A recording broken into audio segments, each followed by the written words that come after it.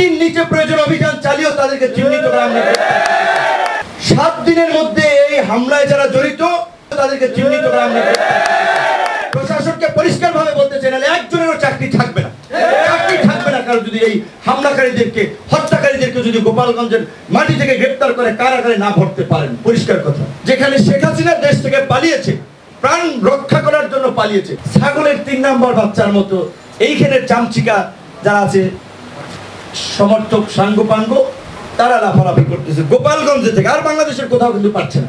সামরিক বাহিনী ওখান থেকে মার খেয়েছে, এটা সামরিক বাহিনীর জন্য লজ্জা, আমাদের জন্য লজ্জা। স্বেচ্ছাসেবক দলের নেতা মারা গিয়েছে, হত্যা করেছে গোপালগঞ্জে। এই অবস্থার মধ্যে চিন্তা করা যায় বাংলাদেশে, যেখানে শেখ হাসিনা দেশ থেকে পালিয়েছে, প্রাণ রক্ষা করার জন্য পালিয়েছে।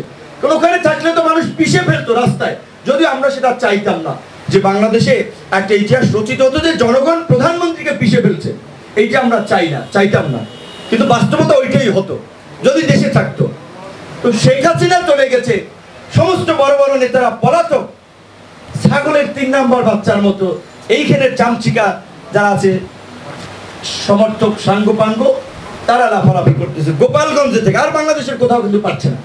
গোপালগঞ্জে যারা আছেন, আপনাদের কি শক্তি সামর্থ্য নাই?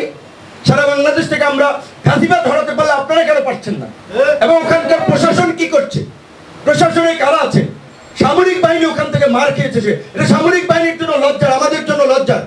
আর্মির লোককে ওখান থেকে পিটিয়ে ভাগিয়েছে। এই সামরিক বাহিনী তো আমরা চাই না। সামরিক বাহিনীর যে এই আন্দোলন সংগ্রামে ভূমিকা, নিঃসন্দেহে সেটি প্রশংসনীয় ভূমিকা।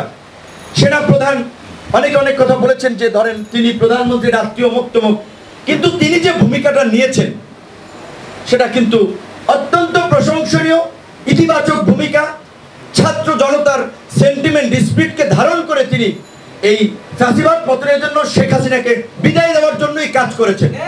সামরিক বাহিনী যদি বন্দুক নিয়ে দাঁড়িয়ে যেত যে আমরাও এই পুলিশ টুলিশের মতো রাস্তা একটু নাইমা দেখি, হয়তো পারতো না, কারণ পুলিশ টুলিশ তো সব ফেল করছে।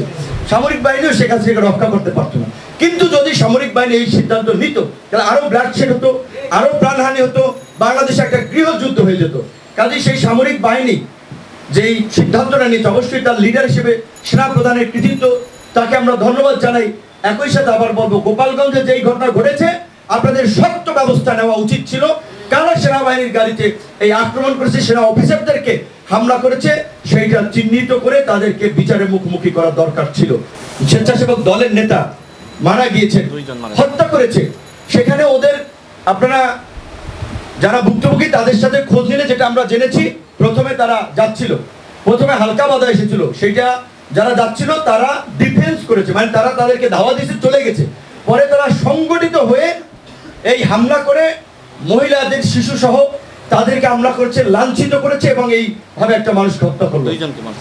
আগামী 7 দিনের মধ্যে এই হামলায় যারা জড়িত, গোপালগঞ্জে মাটির নিচে প্রয়োজন অভিযান চালিয়েও তাদেরকে চিহ্নিত করা আমরা প্রশাসনকে পরিষ্কারভাবে বলতে চাই, নাহলে একজনেরও চাকরি থাকবে না, চাকরি থাকবে না। কারণ যদি এই হামলাকারীদেরকে, হত্যাকারীদেরকে যদি গোপালগঞ্জের মাটি থেকে গ্রেপ্তার করে কারাগারে না ভরতে পারেন, পরিষ্কার কথা। একই সাথে আরেকটি কথা বলে শেষ করব যে বেকারত্ব নিয়ে আমাদের অনেক আলাপ আলোচনা হচ্ছে, অনেক লেখালেখি হচ্ছে। আমাদের দেশের তরুণদের বড় একটা অংশ, এমনকি শিক্ষিতদেরও বড় একটা অংশ বেকার। জাতীয় বিশ্ববিদ্যালয়ে কিছু আগে যে রিপোর্ট প্রকাশিত হলো, 66% বেকার। এবং এইটা বাস্তব। হয়তো জাতীয় বিশ্ববিদ্যালয়ের ভাইরাও যদি আমার প্রতি রাগ করতে পারেন যে নূর ভাই আমাদের এই কথা বললো, জাতীয় বিশ্ববিদ্যালয় সহ দেশের অনেক শিক্ষা প্রতিষ্ঠানই বেকার উৎপাদনের কারখানা। এবং এই দোষ কার? ছাত্রের, এই দোষ কার? কেরানির, এই দোষ কার? শিক্ষকের, এই দোষ পলিসি মেকারদের। বাংলাদেশে এখন যে ডেমোগ্রাফিক ডিভিডেন্স চলছে, কর্মক্ষম তরুণদের সংখ্যাধিক্য, এইটাকে যদি আমরা কাজে না লাগাতে পারি, ভবিষ্যৎ বাংলাদেশ বিপদের মুখে পড়বে। কর্মক্ষম তরুণ জনগোষ্ঠীর কর্মক্ষমতা তো সবসময় থাকবে না। কাজে আমরা যেটা দাবি করবো, শিক্ষা উপদেষ্টাকে আমরা লিখিত আমরা প্রস্তাবনা দেব, বাংলাদেশের শিক্ষা নীতি নতুন করে সময়ের আলোকে প্রণয়ন করা এবং সেখানে কর্মমুখী শিক্ষা এবং বাস্তবমুখী শিক্ষাকে প্রাধান্য দেওয়া। গার্মেন্টসের সিইও আমাদের দেশে নেপাল থেকে নিয়োগ করা হয়, ভুটান থেকে, ইন্ডিয়া থেকে। কর্পোরেট ধরেন বিস্কিট কোম্পানি, পানির কোম্পানি, তার সিইও নিয়োগ দেওয়া হয় নেপাল, ভুটান, মালয়েশিয়া থেকে। কেন আমাদের দেশে কি যোগ্য লোক নাই? যদি যোগ্য লোক না থাকে তাহলে ওই শিক্ষা ঢাকা বিশ্ববিদ্যালয় চালু করেন, ওই শিক্ষা নর্থ সাউথে চালু করেন, ওই শিক্ষা অন্যান্য বিশ্ববিদ্যালয় চালু করেন, কেন এখানে চালু করতেছেন না? কাজী শিক্ষা ব্যবস্থাকে ঢেলে সাজাতে হবে এই বেকারত্ব নিরসন করার জন্য। এবং সবচেয়ে যে বিষয়টি আমাদের সবার কনসার্নে থাকা দরকার,